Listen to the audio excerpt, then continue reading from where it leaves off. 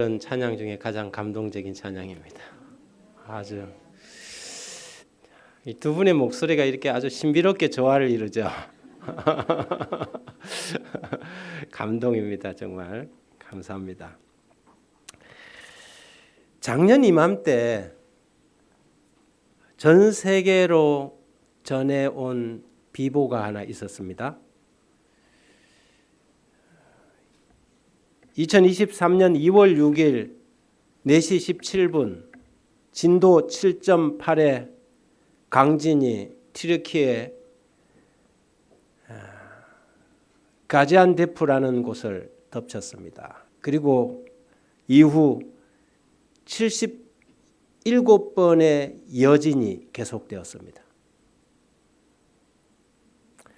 이 지진으로 말미암아 사망자가 57,740명, 부상자는 10만 명을 넘었습니다. 이것이 불과 1년 전의 일입니다. 어마어마한 재앙이 거쳐갔는데도 세상은 여전히 또 우리는 아무 일 없었다는 듯이 살아가고 있습니다.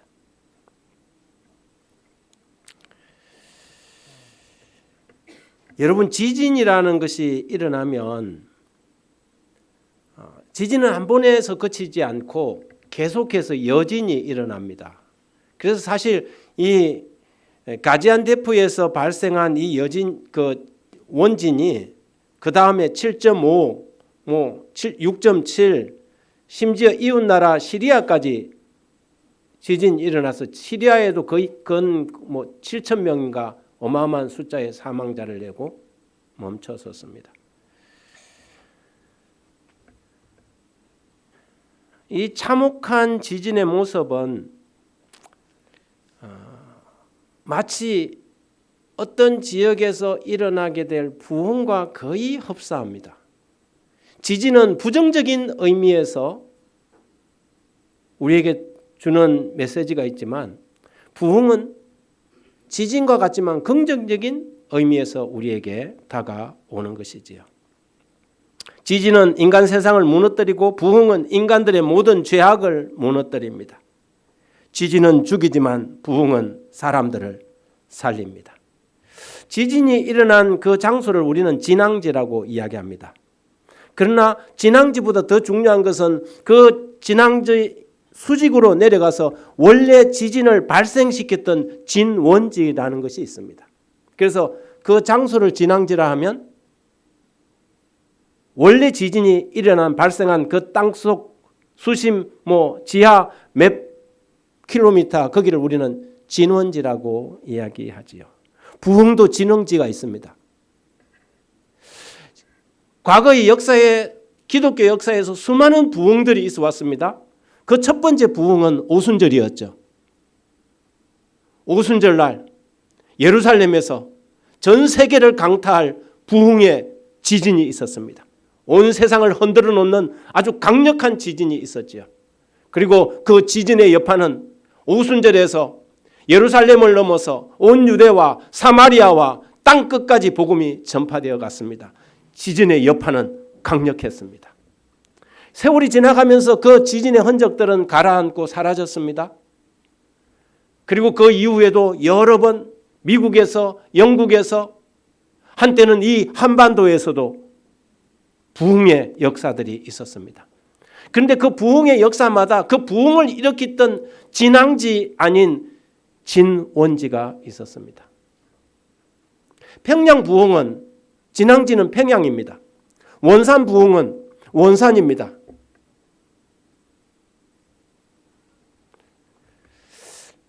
그러면 진원지가 과연 어디인가? 우리는 오늘 그 진원지, 부흥의 진원지를 좀 살펴보고자 합니다.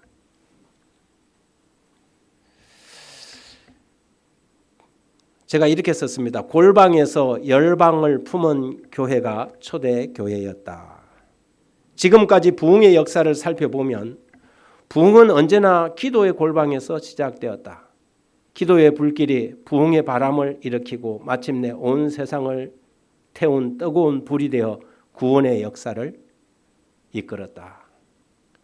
초대교회 오순절에 그 성령의 강력한 부흥의 역사는 어디에서 시작됐어요? 다락방에서 시작되었습니다. 기도실에서 시작되었다는 것이죠. 그렇다면 오늘날 우리가 그처럼 사모하고 기다리는 부흥은 어디에서 올까요? 기도실에서 시작된다는 사실입니다.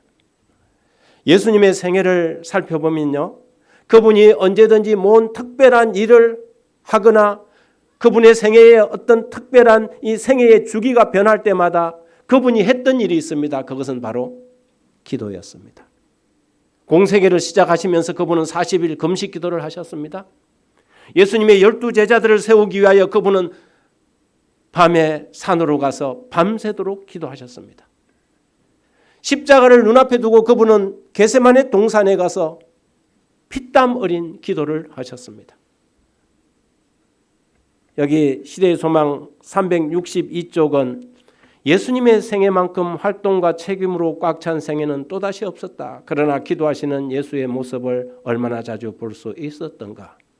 얼마나 끊임없이 그는 하나님과 교통하셨던가. 예수의 지상생애의 역사에는 이런 기록들이 거듭거듭 실려 있다. 새벽 오히려 미명에 예수께서 일어나 나가 한적한 곳으로 가사 거기서 기도하시더니 허다한 무리가 말씀도 듣고 자기 병도 나음을 얻고자 하여 모여오되 예수는 물러가 한적한 곳에서 기도하시니라. 이때 예수께서 기도하시러 산으로 가사 밤이 맞도록 하나님께 기도하시니라. 예수님의 생애는 기도의 생애였고 예수님이 어떻게 그렇게 성령 충만한 삶을 살아갈 수 있었는가에 대한 대답은 그분의 기도에 있었다는 사실입니다.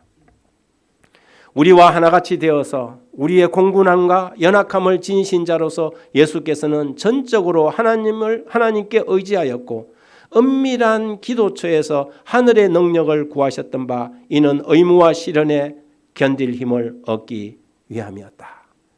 예수님마저도 하나님의 아들인 예수님마저도 인간의 육신을 입으신 그 성육하신 하나님마저도 힘을 얻기 위하여 기도가 필요했다면 우리에게 얼마나 기도가 간절히 요청되겠습니까?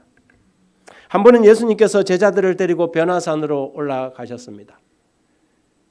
모세와 엘리야가 나타나서 예수님과 대화하는 동안 베드로와 요한과 야고보는 예수님 멀찍이서 그 광경을 쳐다보고 있었습니다. 그런데 나머지 제자들을 9명의 제자들은 변화산 아래에 있었어요. 그때 무슨 일이 벌어졌냐 하면 한 귀신 들린 아이를 데리고 온 아버지가 제자들에게 와서 자기 아들을 좀 고쳐달라고 요청을 했습니다.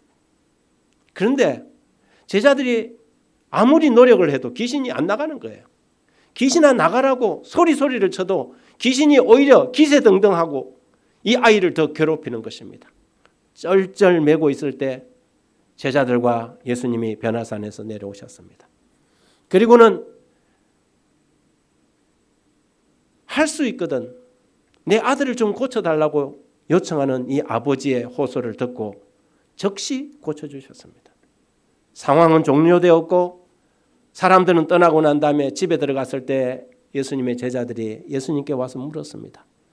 우리는 어찌 안 됩니까? 왜 우리는 쫓아낼 수 없었습니까? 그때 예수님께서 이러시되 기도 외에 다른 곳으로 이런 종류가 나갈 수 없느니라.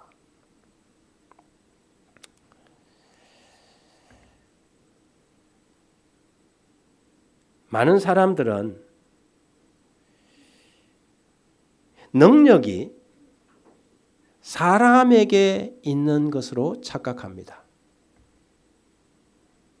그러나 성경은 우리에게 능력이 사람에게 있는 것이 아니라 하나님께 있다는 사실을 이야기하고 있습니다. 그것이 우리가 왜 기도해야 하는 이유인 것입니다. 이방 종교는 늘 그렇게 해요. 누가 점을 잘 치거나 뭘 잘 맞히면 그 사람 보고 뭐라고 합니까? 용한 사람이라 그래요. 용하다. 그 누구에게 존경을 돌려요? 그 사람에게 존경. 그 사람 용하다 그래요. 용한 목사도 있습니까? 여러분, 용한 사람은 없어요. 능력 있는 하나님만 있을 뿐입니다. 그래서 성전 미문에 앉아있던 안전병이를 고친 이 베드로가 사람들이 그 미문에서 일어서지 못하는 사람을 고치고 나자 다 요한과 베드로를 주목하여 볼 때 요한과 베드로가 이것을 보고 백성에게 말하되 이스라엘 사람들아 이 일을 왜 놀랍게 여기느냐 우리 개인의 권능과 경건으로 이 사람을 걷게 한 것처럼 우리를 왜 주목하느냐 그랬어요. 내가 용하지 않다 이거예요. 나는 도구에 불과하다는 거죠. 그러므로 어떤 사람에게 우리가 구할 것이 아니라 기도하는 사람이 강한 사람인 것입니다. 용한 목사가 있거나 용한 장로가 있는 것이 아니라 어떤 사람이 강한 사람이에요? 기도하는 사람이 강한 사람인 것이죠. 마크 펠리는 여기에 진정한 부흥의 비결이 있다. 기도가 부흥을 주도하고 부흥을 지지하며 또한 부흥에는 반드시 기도가 뒤따른다고 말했습니다. 세계적인 부흥은 열렬하고 진지한 중보기도의 결과이며 부흥의 불길은 언제나 기도의 재단에서 점화되었다. 왜 우리가 우리의 신앙이 아직까지 여전히 우리가 우리 지역사회에 우리의 사명을 감당하지 못하는가? 그 원인은 단 하나, 우리가 기도에서 실패하기 때문입니다. 지난해 우리 밴드에 제가 큰 이 마음의 힘을 얻었던 것이 있습니다. 제가 오늘 다시 한번 그것을 요청하고 싶은데요. 우리 수석 장로님께서 지난 한 해 동안 아침마다 밴드에다가 기도문을 올려주셨습니다. 근 1년 동안 계속 매일 기도를 작성해서 기도문을 교회 그 밴드에 올려주셨어요. 제가 거의 빠지지 않고 장로님이 올리신 그 기도를 읽었습니다. 많은 사람들이 좋아요를 누르고 또 응원의 몸짓을 보냈습니다. 올해 들어서 장로님이 안 하시더라고요. 그래서 제가 이 자리를 들어서 다시 한번 요청합니다. 올해도 해주시기 바랍니다. 굉장한 힘이 되었습니다. 여러분, 우리가 지난해에 영혼을 얻었다면 그것은 우리의 능력이 아닙니다. 오늘 두 분이 귀한 특창을 성도들 앞에 들려주셨는데 저는 이 모든 것들이 기도의 골방에서 출발한 결실이었다고 믿습니다. 그러므로 2024년도에 우리가 좀 더 하나님 앞에 기도하는 사람들이 됩시다. 우리가 좀 더 하나님께 간절히 붙들고 무릎으로 기도하는 교회가 됩시다. 기독교 역사를 살펴보면 모든 이 부흥의 운동에는 반드시 거기에 대칭되는 기도실이 있었습니다. 오순절 부흥에는 다락방 기도회가 있었습니다. 18세기 영국을 강타했던 1차 대각성 운동은 웨슬레이의 기도 운동이 있었습니다. 19세기 미국을 강타했던 제2차 대각성 부흥 운동은 아이작 베이커스가 주도했던 기도 콘서트라는 운동이 있었습니다. 그 결과 마지막으로 일어난 일이 재림운동입니다. 20세기 초 영국 웨일즈 지방에 불었던 그 강력한 부흥 역사는 이반 로버츠와 17명의 젊은이들이 모여서 드린 기도실에서 출발했습니다. 1907년 이 한반도를 강타했던 평양 대부흥운동, 그 평양 부흥운동을 그 부흥운동의 모체가 되었던 원산 부흥운동 1903년에 이 사건들도 다 어디에서 시작되었냐면 기도회에서 시작되었습니다. 부흥은 언제나 기도실에서 출발한다는 사실을 우리는 깨닫게 됩니다.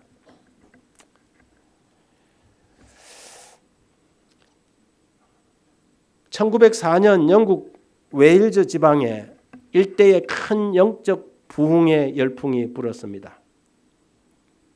이반 로버츠라는 광산 노동자와 일단의 청년들이 그 이 모리아 교회라는 이 조그마한 교회에서 모여서 부흥을 주십시오 아니면 죽음을 주십시오 하고 기도하기 시작했습니다. 여러분, 부흥은 무슨 큰 대형 교회에서 시작된 것이 아닙니다. 시골의 이 조그마한 모리아 교회라는 이 작은 교회에서 일단의 무리들이 모여서 기도하기 시작한 것입니다. 영국의 무신론과 곳곳에 들어서고 있는 술집과 하나님에 대한 무관심으로 사람들은 축구 경기와 스포츠에 열광하고 있던 그때에 이 젊은이들 몇 명이 하나님께 기도하기 시작한 것입니다. 그리고 그 결과는 놀라웠습니다. 그 후로 6개월 만에 10만 명이 넘는 사람들이 하나님께 나온 것입니다. 술집과 당구장과 극장과 경마장이 문을 닫았고 유치장이 텅텅 비게 되었습니다. 경기장은 경기를 보러 관람하기 위해서 오는 관객이 없어서 스포츠는 중계는 멈춰지게 되었습니다. 조선소의 직공들이 훔쳐간 물건을 사람들에게 되돌려주기 시작했습니다. 하나님 앞에 회개의 역사가 일어나니까 주여 주여 하고 눈물만 흘리는 것이 아니라 자기가 과거에 남의 거 훔친 것들, 작업장에서 슬쩍 가져온 것들, 이런 것까지도 양심의 가책을 느껴서 그것을 갖다가 돌려주기 시작했는데, 그게 얼마나 많았던지 그 돌려주는 반품 물건을 만드는 창고를 지어야만 했습니다. 재미있는 이야기는 광산 노동자들의 언어가 바뀌기 시작했습니다. 이 노동자들이 뭐 이야기하고 할 때마다 거의 뭐 욕짓거리를 섞어서 이야기를 하는데, 말을 몰고 나귀를 몰 때도 뭐 이렇게 욕을 하는데, 이 사람들이 말이 달라지니까 당나귀들이 이게 무슨 말인지 몰라갖고 이리 가자 저리 가자 할 때 이 말을 못 알아들었다 그래요. 놀라운 성령의 바람이었습니다. 이반 로버츠는 4가지를 주문했습니다. 드러난 모든 죄를 하나님께 고백하고 다른 사람에게 잘못한 것을 바로 잡으십시오. 불안한 마음이 드는 습관이 있다면 지금 당장 그것을 버리십시오. 즉각적으로 성령께 복종하십시오. 그리고 그리스도를 믿는 신앙을 고백하십시오. 여러분은 이 4가지 중에 여러분의 마음속에 지금 딱 걸리는 뭔가가 있지는 않습니까? 모든 죄를 하나님께 고백하고 다른 사람에게 잘못한 것은 바로잡고, 불안한 마음이 드는 습관이 있다면 모두 다 버리라는 것입니다. 부흥의 불길은 어느 대형 교회가 아니라 마을의 조그만 교회에서 이렇게 시작되었습니다. 자신들을 온전히 하나님께 바친 17명의 젊은 기도의 전사들이 가진 기도회에서 성령께서 임하셨던 것입니다. 그 후에 1904년에 그 영국의 웨일즈 운동, 그 여파들은 이 한반도까지 같이 움직였습니다. 여진처럼 전 세계로 부흥은 또 다른 부흥을 불러 일으키고 했지요. 1903년 원산 대부흥 운동은 그 이야기가 이 하디라는 선교사 이야기에서 시작합니다. 그는 한국으로 선교사로 와 있었지만 무력감에 좌절감에 빠져 있었습니다. 얼마나 당시 사회가 부도덕하고 심지어 이 종교 자체도 그랬어요. 불식간에 어떤 교회 어떤 가정에 그 방문을 가보면 교인들이 모여서 예배 드리는데 그 예배 그 책상 위에 술을 가지 놓고는 예배를 드렸다 그래요.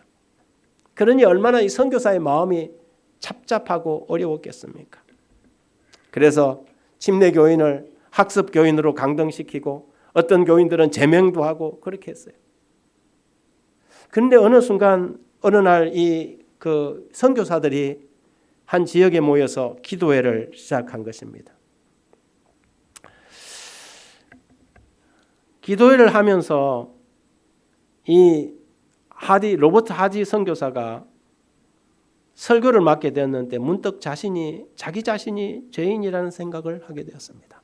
이 조선인들이 아니라 이 멋모르고 예배 드릴 때 술을 먹어가면서 예배 드리는 이 조선인들보다 자기 자신이 죄인이라는 사실을 깨닫게 되었습니다. 그러면서 이 사람이 설교를 하다가 문득 그렇게 고백합니다. 자신은 모태신앙이지만 진정한 믿음이 없었고 조선 사람들을 오만하게 교만하게 대했음을 동의하기 시작했습니다. 그러자 그때 거기에 모여있던 다른 선교사들이 자복하기 시작한 것입니다. 선교사들이 자복하니까 그 옆에 있던 이 조선인 교인들이 회개하고 눈물을 흘리기 시작했습니다. 그렇게 회개의 불길은 순식간에 원산 지역을 강타했습니다. 똑같은 일들이 벌어지기 시작했습니다. 사람들이 이웃에게 남에게 지은 죄들을 고백하기 시작하고 남에게 갚지 않았던 돈을 20년 전에 갚지 않았던 돈, 20년 전에 내가 사고로 더 많이 받았던 월급까지 되돌려주기 시작했습니다. 놀라운 부흥의 불길이었습니다. 여러분, 원산 부흥은 그 다음에 1907년에 있었던 평양 부흥을 이끌었습니다. 그날도 우리 이 연초 사경 기도의 시간이었습니다. 한 주일의 집회를 마치고 이제 거의 끝나갈 무렵 그 교회를 담임하고 있던 길선주 목사는 마음이 답답했습니다. 이대로 집회가 끝나면 안 되겠다는 생각이 들었습니다. 그래서 그가 그 마지막 설교로 이상한 기빈 참 괴이한 주인이라는 설교를 했습니다. 그래서 길선주 장로는 이상한 기빈과 괴이한 주인이라는 제목으로 설교를 했다. 우리를 찾아오신 주님이 이상한 기빈이라는 것이다. 존귀하신 분임에도 불구하고 비천하고 누추한 땅에 오셨으니 참 이상한 귀빈이고 귀중한 몸인데도 오셔서 밖에서 오래 기다리시니 이상한 귀빈이라는 것이었다. 자희하신 귀빈을 환영치 않으니 우리는 괴이한 주인이고 간절한 음성을 듣지 않으니 괴이한 주인이며 굳게 닫은 방문을 열지 않으니 괴이한 주인이라는 것이었습니다. 그러면서 이 길선주 장로가 자기의 죄를 고백하기 시작했습니다.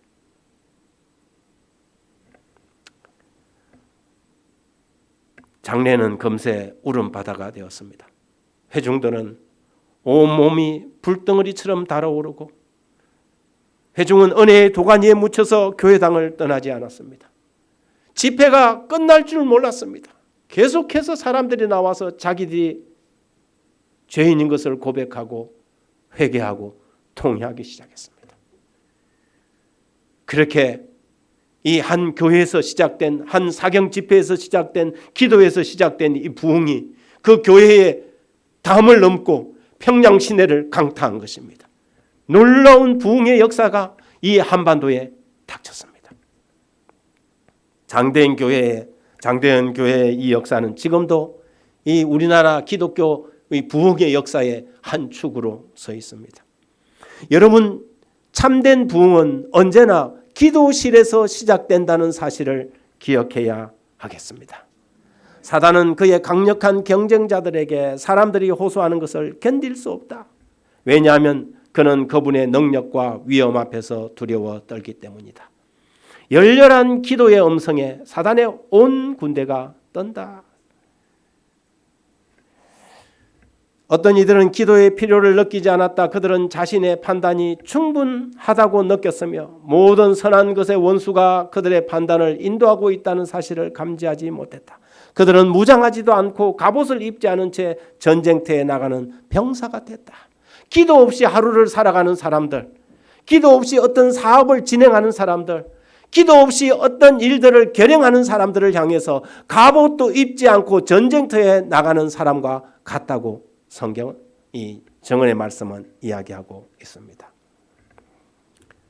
하나님의 사업을 위한 가장 큰 승리는 유력한 토론이나 방대한 시설이나 큰 세력이나 또는 충분한 작업으로 인해 얻어지는 것이 아니요 골방에서 친히 하나님께 나아가 열성과 간절한 믿음으로 그 전능하신 팔을 의지함으로 얻어진다.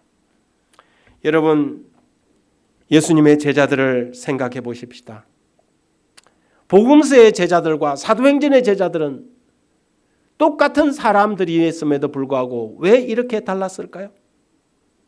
복음서의 제자들과 사도행전의 제자들은 왜 동일한 사람들임에도 불구하고 어떻게 그렇게 변했을까요? 이유는 단 한 가지밖에 없습니다. 그들의 기도의 습관이 달라진 것입니다. 10년, 20년, 30년 신앙생활을 해오면서도 왜 우리의 삶이 달라지지 않을까요? 우리의 기도의 습관이 바뀌지 않기 때문에 그렇습니다. 우리의 개인의 부흥을 위해서 오늘 우리가 결심해야 할 한 가지 중요한 사실이 있다면 그것은 우리의 기도가 달라져야 한다는 것입니다. 하나님 앞에 우리의 기도의 삶이 달라질 때 참된 부흥과 변화가 일어납니다. 우리가 우리의 기도서를 먼지가 끼고 거미줄이 친 상태로 그대로 방치하고는 우리의 삶에 그 어떤 일도 어떤 변화도 일어날 수 없다는 것입니다. 예수님이 십자가에 달려 돌아가실 때 모든 사람들이 다 주랭랑을 쳐버리고 예수님을 부인했던 그 오순절 이전의 제자들, 그러나 바리새인들과 간원들이 그들을 잡아다가 복음을 전하지 못하도록 협박했을 때에 그들 앞에 당당히 서서 우리가 하나님의 말씀을 듣는 것과 너희의 말을 듣는 것 중에 어느 것이 옳은지 판단하라고 당당하게 외쳤던 이 두 제자들, 이 제자들의 삶의 극적인 변화는 다락방에서부터 출발했다는 사실입니다. 그러므로 사랑하는 여러분들이시여, 우리의 기도가 변하는 새해가 되었으면 참 좋겠습니다.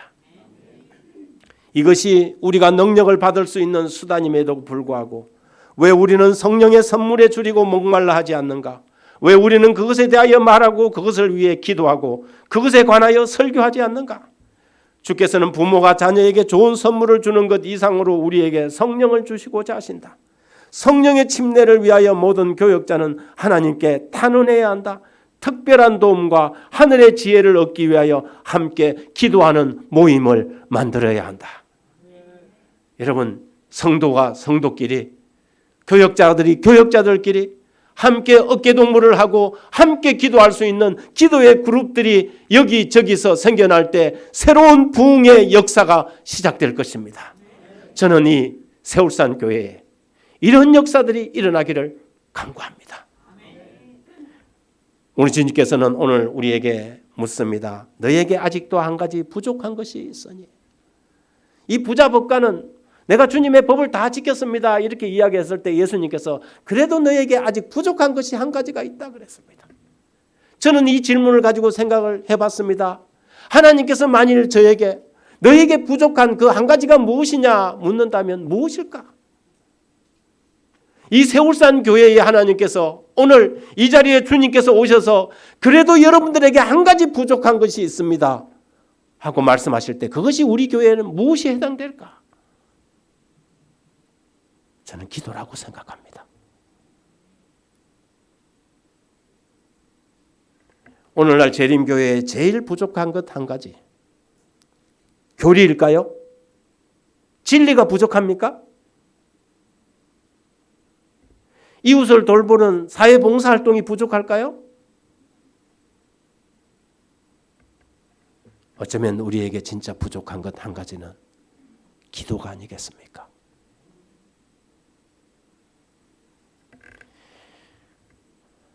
초기 교회와 1차 대각성, 웨슬레 기도운동, 윌리엄 밀러의 재림운동, 웨일즈 부흥, 평양 부흥, 부흥의 역사는 계속되어야 합니다. 진리를 완전히 이해하지 못한 교회들에도 이런 부흥의 역사가 있었다면 하나님께서 마지막 교회로 진리 교회로 선택한 이 교회가 만일 기도의 역사가 일어난다면 어떤 일이 벌어질까요? 우리는 그것을 너전비 성령 운동이라고 철석같이 믿습니다. 그런데 불행하게도 기도 없이 우리가 너전비 성령이 임하기를 기다리고 있는 것은 아닐까요? 헛된 꿈을 꾸는 것은 아닐까요?